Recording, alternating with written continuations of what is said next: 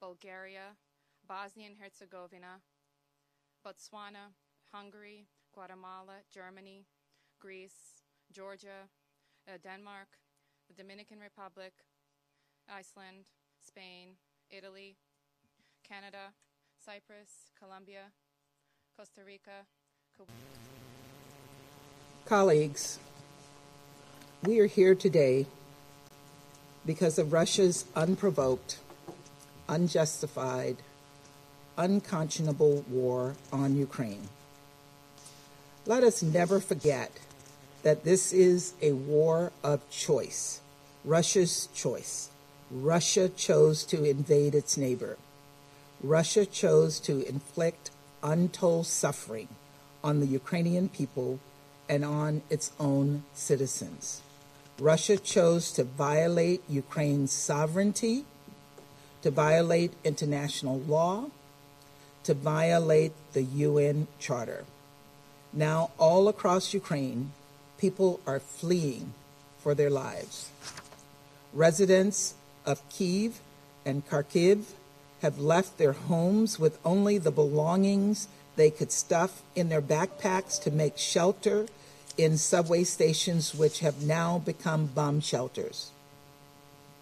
We've seen reports of attacks on kindergartens and orphanages. Babies, newborn babies in an intensive care unit have been evacuated into makeshift bomb shelters too. We have seen heart-wrenching images of fathers sobbing as they say goodbye to their young children and sending their families away as they send their families away to safety while they stay behind to defend their country. In Kyiv today, thousands of people crushed into a local train station with mothers passing their children over the crowd, begging for people to help to get their babies onto trains and to safety. According to the UN High Commissioner for Refugees, more than 50,000 people have fled Ukraine in less than 48 hours. We've also seen everyday Russians bravely speak out and demonstrate in cities across Russia against President Putin's decision to plunge them into a war with their neighbor. They do not want to sacrifice Russian lives for Putin's ambition. This body, charged with maintaining international peace and security, was created to prevent exactly this kind of aggression from ever happening again. Russia's latest attack on our most fundamental principles is so bold, so brazen, that it threatens our international system as we know it. We have a solemn obligation to not look away. We believe to our core that the noble intentions of this institution should still have a place in solving 21st century problems and shielding our children and our grandchildren from the horrors of war.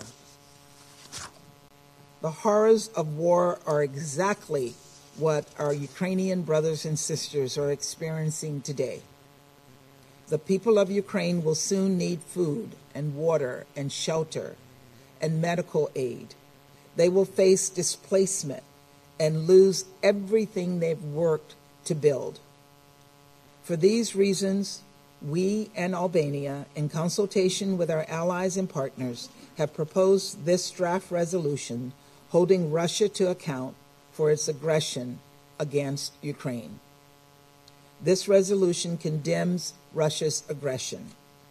It reaffirms the sovereignty, independence, unity, and territorial integrity of Ukraine.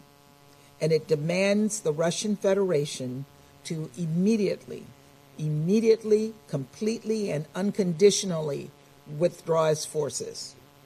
It also calls for the facilitation of rapid, safe, and unhindered humanitarian assistance to those in need in Ukraine and the protection of civilians, including those who are humanitarian personnel.